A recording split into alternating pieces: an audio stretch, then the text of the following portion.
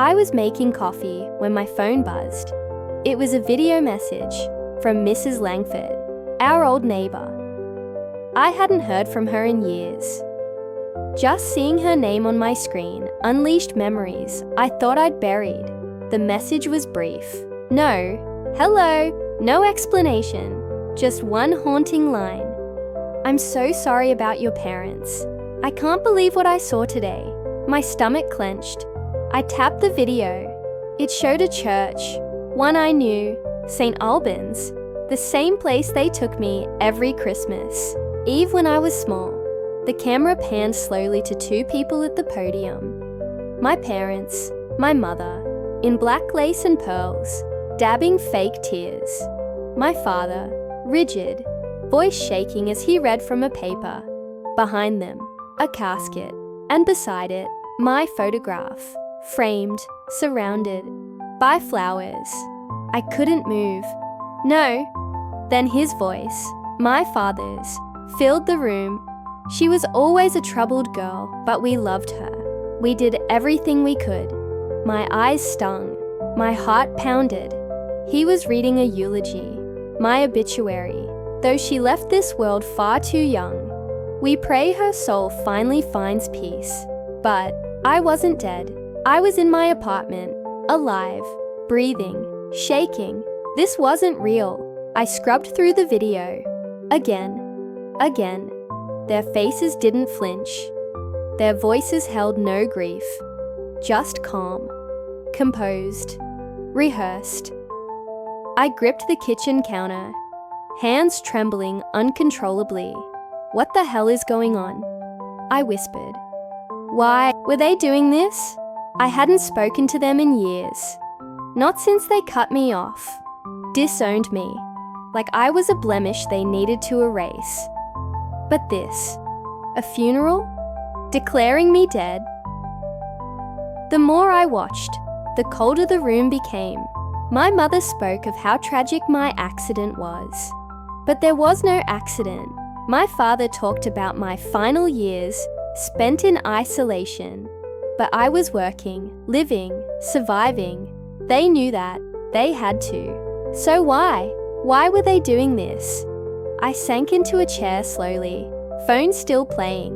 The video ended with the camera sweeping over the mourners, distant relatives, family friends, even my childhood piano teacher, all of them there, all in black, all believing I was gone, dead, and not one person, not one, had tried to reach me.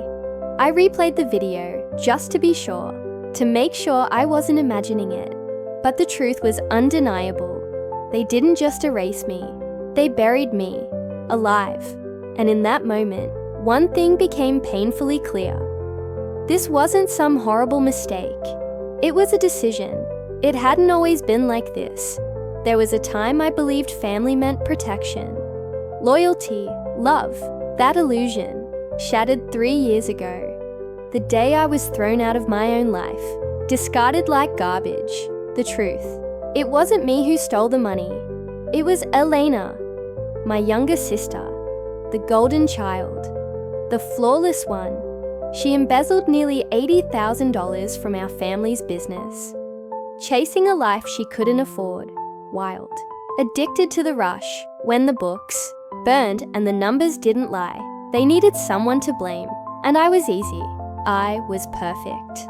I still remember my mother's words, cold, sharp, whispered in the kitchen. Better one ruined daughter than two. My father didn't even look at me, just said, "You humiliated us. You're no longer our daughter." The next morning, I was gone. No money, no explanations, just silence. I tried to reach them, called, texted, sent letters. Nothing. My number was blocked. When I contacted family friends, they disappeared too. One by one, every door shut. The doors that were always open, slammed shut. I didn't just become invisible to them. I became a ghost to the entire world that once knew my name. Eventually, like most broken things, I disappeared, moved abroad, got a quiet job at a cafe, changed my number, learned to exist without leaving a trace. No posts, no pictures, rarely even saying my name out loud. But even then, deep, buried beneath the hurt, was hope. Hope that someday, someone, anyone, would reach out. Ask if I was okay. Tell me it had all been a misunderstanding. That day never came. Instead, something worse did. Last year, I tried to renew my old email. It wouldn't work. When I contacted support, they said the account had been deactivated due to a report of user decease. My name had been flagged, dead, officially, digitally, entirely. They hadn't just disowned me, they'd erased me. That night, I couldn't sleep. The video looped in my mind, their voices, their empty grief, my picture by a casket I had never seen, my own funeral. Without me, something was wrong. I had to know the truth, so I started digging. First, I called Aunt Rachel, my mother's older sister. We hadn't spoken in years, but she used to sneak me candy at family reunions. She answered on the second ring. Hello, Aunt Rachel. It's me. It's Maya. Silence. Then, click. She hung up. I called again. Blocked. Next, I tried my cousins. One replied with a thumbs up emoji, and nothing more. Another texted, "Is this some kind of sick joke?" No one believed me. No one but one, Sam, my youngest cousin, the one who always looked up to me when we were kids. He messaged back, cautious, "Maya, are you really alive?" "Yes, I need to know the truth." What did they tell everyone? The typing bubble blinked. Long. Then, "You died in a car crash overseas 3 years ago." My stomach dropped. They said it happened while you were traveling.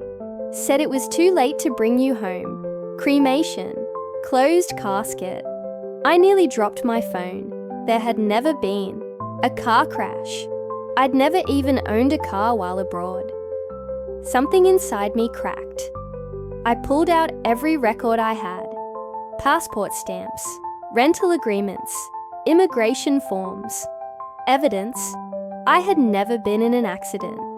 I had never gone missing, so I checked the Public Records Office online, and there it was, Maya Dekwa. Date of death, July 16th. Cause, road accident. Status, deceased. Certificate ID, ARF 91327. They forged it. They made me legally dead. I stared at the screen, frozen. This wasn't grief. This wasn't denial. This was a cover-up. But for what? What truth was so big, so dangerous, that they'd rather bury me alive than face it? I should have stopped digging. But once you realize your own blood erased you, you have to know why. I found my answer somewhere I hadn't looked in years. Elena's Instagram. She'd gone public again. And there it was. A glittering carousel of images, white roses, champagne fountains, a diamond the size of a small planet. Elena's wedding, everyone was there. Aunt Rachel, grinning like she hadn't just hung up on me.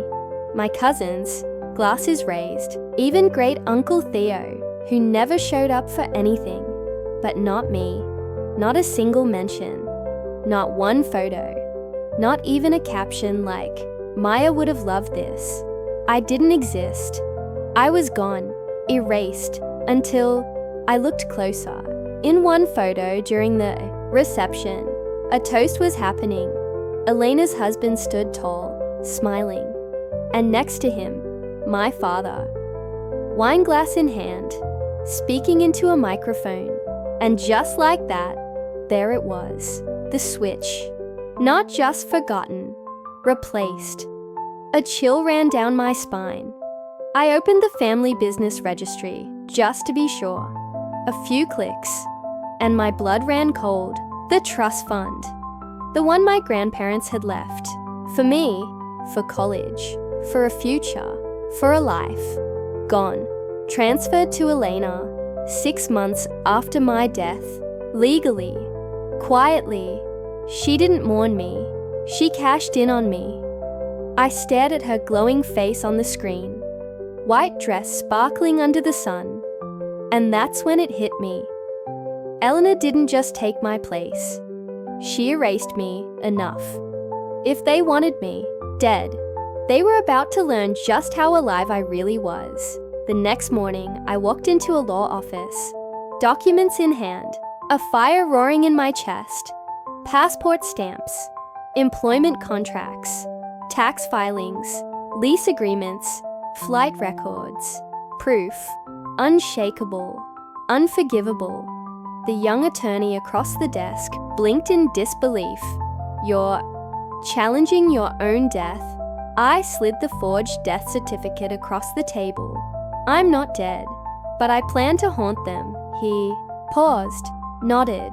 Then we'll begin with a fraud complaint and a motion to revoke the declaration of death. It'll take some time. I don't have time. I cut in. Apparently, I have a memorial this Sunday. He looked up, stunned. I didn't even flinch. Earlier that day, a message had arrived from an unknown number. Just one line. They're holding a memorial for you next Sunday at St. Albans. No name, no explanation, but I knew the church. I knew the address. It was real, and so was my plan. That night, I stood by the window of my apartment, city lights glowing like sparks, waiting for gasoline.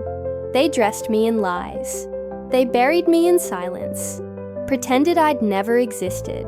But now I had a stage. Let them grieve, let them cry, let them perform, and when the curtain lifted, I'd give them a funeral they'd never forget. St. Albans had never looked so full. Cars stretched down the street, a parade of polished grief. The church doors swung open long enough to swallow mourners in black, weeping, whispering, hugging each other like tragedy had kissed them personally. I watched from across the street, black coat, sunglasses, still invisible. It felt surreal, like watching a play about a character who looked like me, sounded like me, but wasn't me at all. Inside, the performance began. The organ played something slow, mournful. Candles flickered beneath my photo, the same one from the fake obituary. I remembered the day it was taken. I was really smiling then, really alive. My father stood at the pulpit, face carved in solemn stone, voice just loud enough to reach the back pews. She was troubled, but we loved her. She lost her way, and though we couldn't reach her, we never stopped praying she'd come back.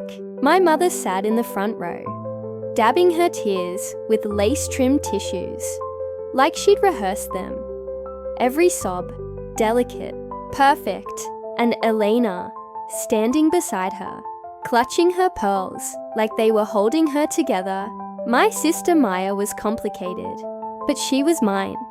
I wish I could have said goodbye, a lie, wrapped in a tear, tied with a bow.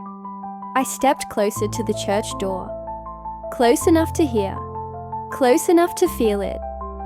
The priest raised his hand. May she rest in peace. I exhaled, slow, steady. Not yet. The show was still running, but the main character hadn't arrived. Let us now stand for a moment of silence. His voice echoed like a final curtain call. Everyone rose, heads bowed, eyes closed, hands folded politely over hearts, and in that breathless pause, I pushed open the doors. The sound was sharp, deliberate, two heavy oak doors groaning open like a tomb splitting in half. Cold daylight poured in behind me, spilling down the aisle like a spotlight, and I stepped into it, slowly, deliberately. Each heel strike against marble echoed like a gunshot. Click, click, click. The silence cracked wide open. Gasps, heads turned, then more. Whispers bloomed like wildfire. Is that? It can't be. A child's voice shattered the tension. Mom? Isn't that her? I took off my sunglasses. Eyes met mine. Wide, disbelieving, terrified. My mother's face went pale. Her lips trembled. Then she collapsed. A perfect theatrical faint, her body crumpling like someone had pulled the strings from a puppet mid-performance. She'd rehearsed it. The faint, the trembling, the tragedy. My father's mouth hung open, wine glass slipping from his fingers. It shattered against the pew. A violent punctuation mark, Elena. Her eyes locked on mine. She didn't blink, didn't breathe. Her jaw clenched, pearls twisting tight in her grip, like they could hold back the avalanche. A half-full champagne glass tumbled from her fingers, splashing across her perfect white shoes. The priest stumbled back, stunned, and I kept walking. Every eye followed me, like they didn't know if they were seeing a ghost or Judgment Day. Maybe I was both. I didn't speak. I didn't have to. My presence was the thunder after their long, comfortable lie. The reckoning they prayed would never come. By the time I reached the front, the room was breathless. I turned, faced them, and smiled. Let the truth begin. I stood beneath my own portrait, the same one they used to bury me, to eulogize a girl who never left. Dozens of eyes stared like they'd just seen a resurrection. Good. Let them look. I cleared my throat, voice steady in the silence. I heard I died, but I'm here to correct the story. A ripple moved through the crowd. Nobody breathed. Phones hovered in frozen hands. No one blinked, let alone pressed record. There was no accident, no tragic car crash, no closed casket, because there was no body. I pulled the folder from my coat. Thick, sealed, stamped. These, passport. Stamps, employment records, tax filings, apartment leases. I've been alive, working, surviving. The only thing I lost was you. I turned to my parents. They told the world I died, forged the documents, filed the certificate, and when I was legally gone, I looked at Elena. They gave everything to her. My trust fund, my inheritance, my life. Elena's lips parted, a protest forming. I didn't let her. Don't enjoy the house you bought with my money. A murmur surged behind me, low and dangerous. She's got proof, someone whispered. Another gasp, then a phone lifted, recording, red dot blinking. Good. Let the world see this funeral for what it really was. Not a farewell, a cover-up. You didn't lose a daughter, I said, staring straight at my father. You threw her away, and now you get to watch her walk back in. The lies were ashes, and I had just lit the match. I turned one last time. My father, pale. My mother, trembling. Elena, hollow. No pearls to clutch now. You buried me to protect yourselves, I said quietly, but I came back to haunt you with the truth. No more shouting, no more lies, just silence. Heavy, final. As I walked out, the church bells began to ring. How fitting, a funeral bell. But this time, not for me. Montage. I handed the documents to my lawyer, signed the last page with steady hands. Watch the death certificate. Tear clean in half. My legal resurrection. Official. An investigation opened. Fraud. False reporting. Embezzlement. Let them try to lie now. Voiceover. Calm. Unwavering. Sometimes you have to die in their world to be reborn in your own. And this time, I wasn't coming back for forgiveness. I was coming back for freedom.